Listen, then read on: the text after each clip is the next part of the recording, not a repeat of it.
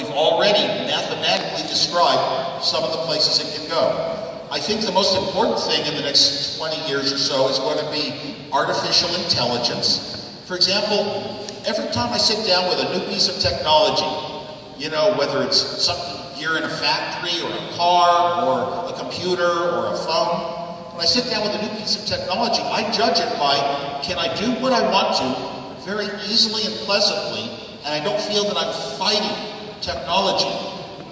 Well, these days, I have found my guide as to what the future is going to be. Usually it's right, not always, but usually it's what I like, what I enjoy, is what eventually the world's going to be doing, maybe a few years later if I'm an early adopter. And it doesn't mean that I like some things that never come to be, you know, real successful. I'm not sure about Google Glass, for example. But I love speaking to my phones. Long before Apple bought Siri, Siri was an application that you could buy for your iPhone. And I discovered that I could start asking Siri questions that I used to ask a smart person. You know, what are the prime numbers? Greater than 87, and I would get the answers starting with 89. And I was just shocked at how this thing responded the way a human being would, not the way a computer would. And now so often I'll just say, not only what's the weather, but you know, what's the difference between Medellin and San Francisco, and it will speak an answer back to me. It's like a human being. I like this. I enjoy it when it works. I'm frustrated when I don't get the answers easily and have to type things in and search. But I'm tired of typing and following a procedure that was taught to me. This is what Apple brought to the world with our Macintosh. We said people have to memorize commands that you type into a computer, strange languages, to get something done. We just want to present a screen that looks familiar and let people drag things the way they would with a mouse. We want to make it more human and more accessible. So when I don't want to tap around on my iPhone even anymore to get things solved. I would rather just pick it up and speak. You know, text Janet, I'm on stage right now, period. Or email Janet, I should be home in another couple days, period.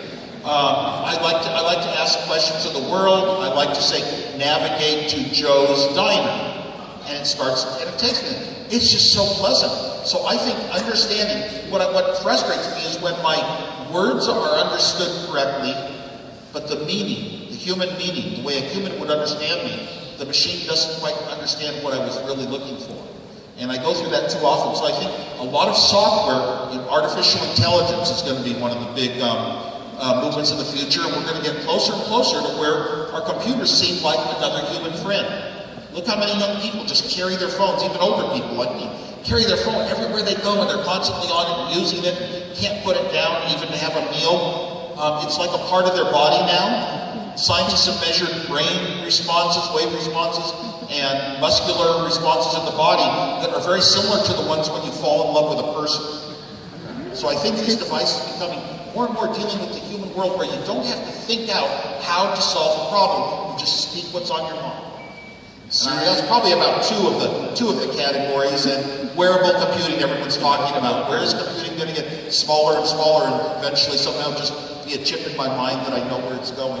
We're going to probably move in that direction. We haven't quite hit the formula I like yet as far as Google Glass or smart watches. They're not quite full replacements for my iPhone. Not yet. Bueno, pues nosotros podríamos quedarnos aquí toda la tarde hablando, discutiendo, aprovechando semejante talento y semejante experiencia, pero afortunadamente el tiempo es limitado. Yo quisiera compartir con ustedes dos experiencias que creo que son muy relevantes a esto que estamos viendo, que estamos escuchando, que estamos viviendo. Una experiencia fue una visita que hice hace ya algunos años, hace más o menos 15 años, a un centro de investigación en la Universidad de MIT, se llama el Media Lab, y una serie de investigadores, ingenieros y de todo tipo comenzaron a hablar y me dijeron, miren, en 15 años entre el 80 y el 90% de la tecnología que usted va a utilizar todavía no se ha inventado. A mí me costó trabajo digerir esa afirmación. 15 años después, si uno mira retrospectivamente, así ha sido. ¿Hace cuánto? ¿Quién cree hoy que se puede vivir sin un celular? Pues usted y yo nacimos en un mundo y vivimos mucho tiempo sin celulares.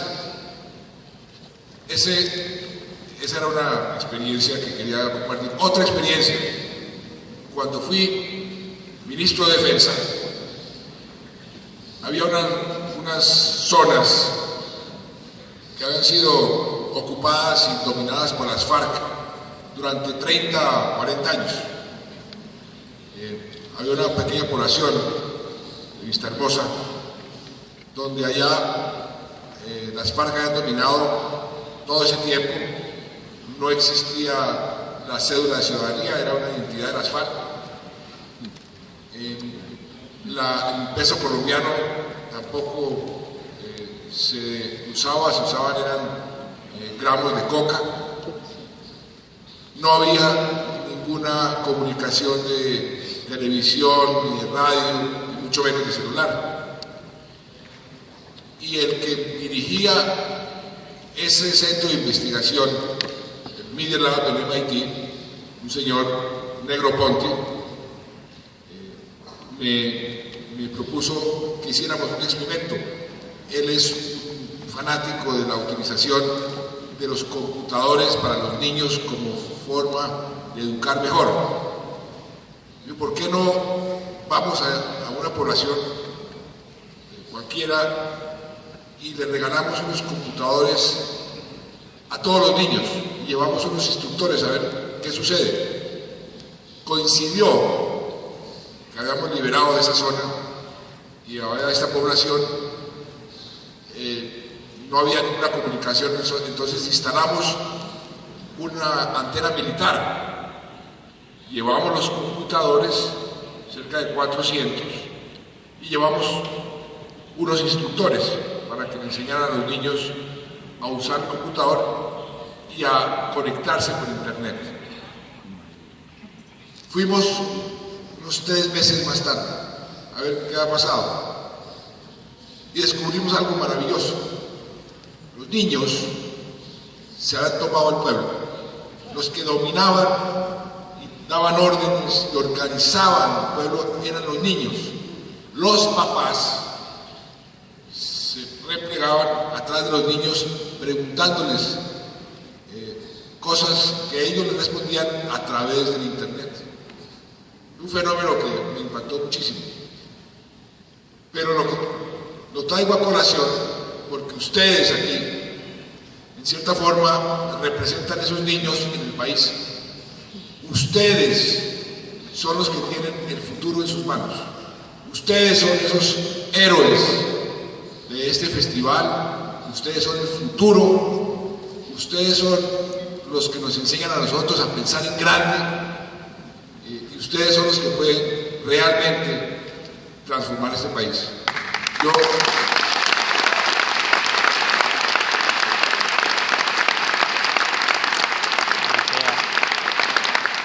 quisiera agradecerle, Steve, de todo corazón.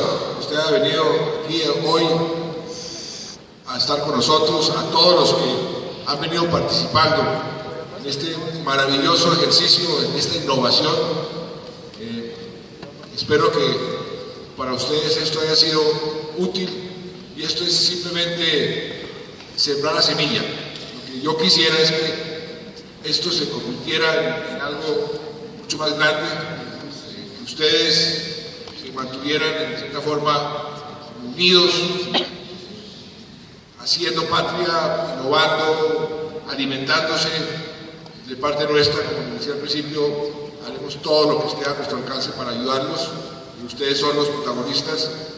Y Steve, espero que ese futuro del año 2050, usted y yo tendremos 100 años en ese momento, y podamos entonces ver esa gran innovación, este gran país que estamos tratando de construir con esas grandes industrias que usted se está imaginando. Muchas gracias por todo, Steve, por esta maravillosa experiencia. Thank you. I'm very inspired by everything about this country. Thank you very much. Y a todos ustedes.